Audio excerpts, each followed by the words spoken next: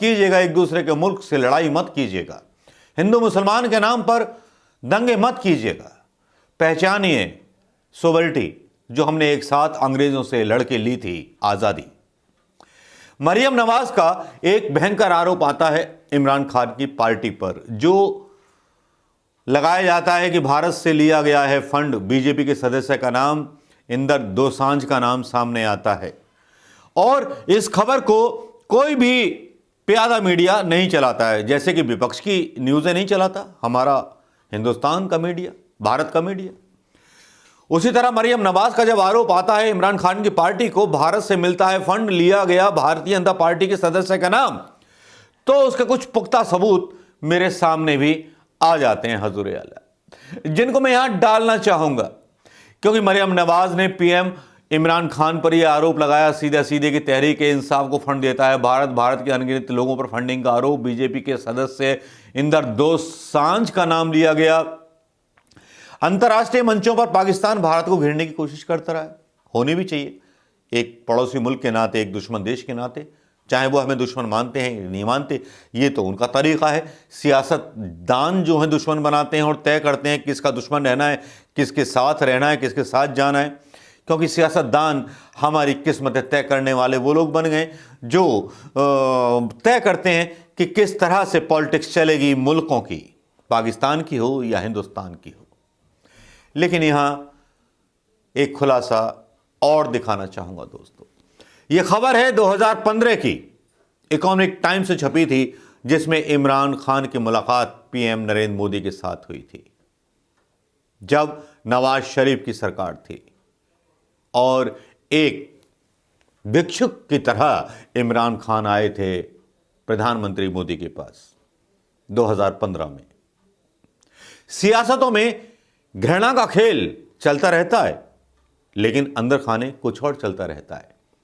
जैसे कि अदानी अंबानी के पावर प्लांट, जितने हिंदुस्तान के अदानी अंबानी के इंडस्ट्रीज को पाकिस्तान के अंदर स्पेस मिला, उनका इंडस्ट्री बढ़ा, उनका व्यापार बढ़ा, शायद आपको पता नहीं।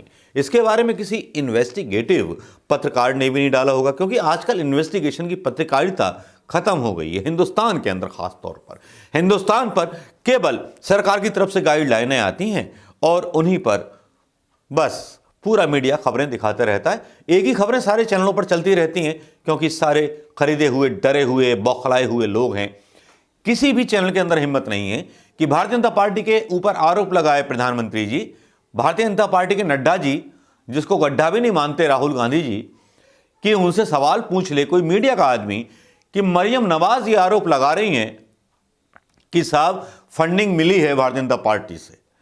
अब आप ये सोच रहे होंगे फंडिंग मरियम शरीफ, मरियम नवाज, और इनकी बात मैं क्यों कर रहा हूं? बात इसलिए कर रहा हूं क्योंकि अर्नब की जब चैट खुलती है तो लगता है इमरान खान भी शामिल था अर्नब के साथ, और साथ में थी वो सरकार की चेक पोस्टें जो हटा दी गई थी।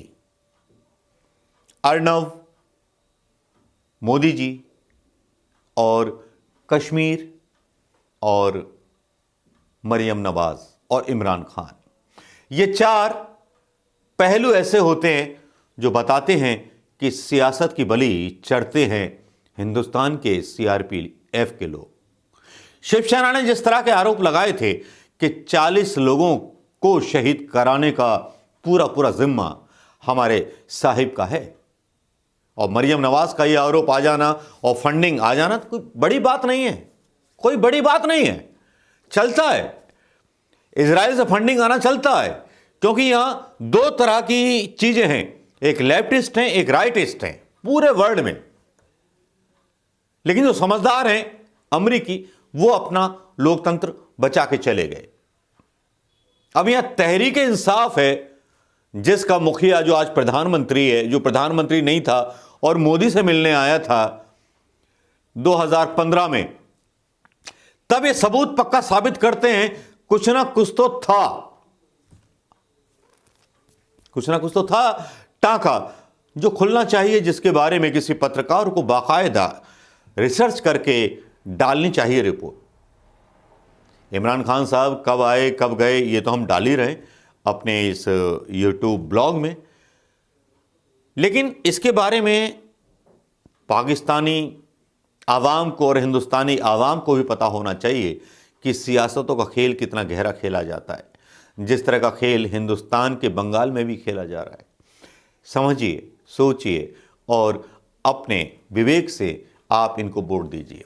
दोस्तों, इसके बाद आती है अर्नब की बात, क्योंकि अर्नब को मैं रिलेट इसलिए कर रहा हूं कि अर्नब के पास जो थी सारी जो चैट्स थी वो मौजूद थी, और चैट्स में मौजूद था वो सबूत जिसमें दावा किया गया, बालाकोट स्ट्राइक का दावा किया गया कि साहब क्या कहते हैं कि पुलवामा के शहीदों से पहले 20 घंटे पहले मेरे आदमी वहाँ मौजूद थे। तो मतलब सब कुछ सेट था।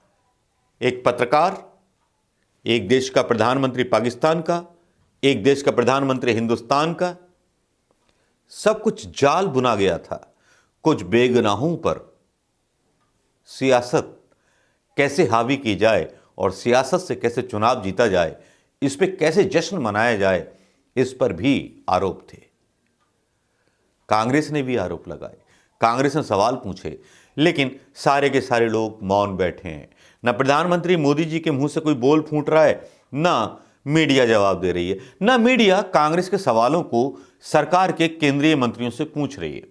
सरकार के केंद्रीय मंत्रियों से वो पूछती है तो क्या सवाल पूछती है? वो ये पूछती है कि किसान वहां बैठे हैं, उनका क्या करोगे? तो बीजेपी के सांसद जो हैं कहते हैं कि वो तो आतंकवादी हैं, AK-47 लेके बैठे हुए हैं। देखिए कितनी गरिमा गिर गई हमारी मीडिया की। जब पूरा सिस्टम बेईमान हो जाए ना, जब मीडिया भी बिक जाए, सब कुछ बिक जाए, तो देश में समझ लीजिए गरीब को अपने हक के लिए आवाज उठाना आसान नहीं होता। किसान को अपने हक के लिए आवाज उठाना आसान नहीं होता। मरियम जी का जो एक आरोप है, एक वानगी हो सकता है इसकी, कि कैसे सियासतदानों में मुल्कों की जनता के खून पर, उनकी गरीबी पर अट्ठास लगाया जा सकता है। आप दोस्तों अपनी राय देना चाहेंगे तो जरूर देना। क्या भारतीय जनता पार्टी का इमरान खान की पार्टी को चंदा देना सही था या गलत था, या जो आरोप लगाए गए पाकिस्तान की विपक्षी नेता मरियम नवाज की तरफ से क्या वो सही थे या गलत थे? इस पर कमेंट करना मत भूलिएगा। या पूरा एक षड्यंत्र था दोनों देशों के लिए, क्योंकि इमरान खान को भी एक पॉलिटिकल माइलेज मिल जाए कि हमने पुलवामा में 40 सैनिक जो है मार दिए अपने मुल्क के अंदर, और हमारे मुल्क के अंदर ये पॉलिटिक्स माइलेज मिल जाए कि हमने सर्जिकल स्ट्राइक कर दी। सर्जिकल स्ट्राइक के बाद गलती से हुआ वो नायक भी वापस आ गया, बाइज्जत जो पकड़ा गया था। ये भी एक सोचने वाली बात है। नमस्कार, जय हिंद दोस्तों।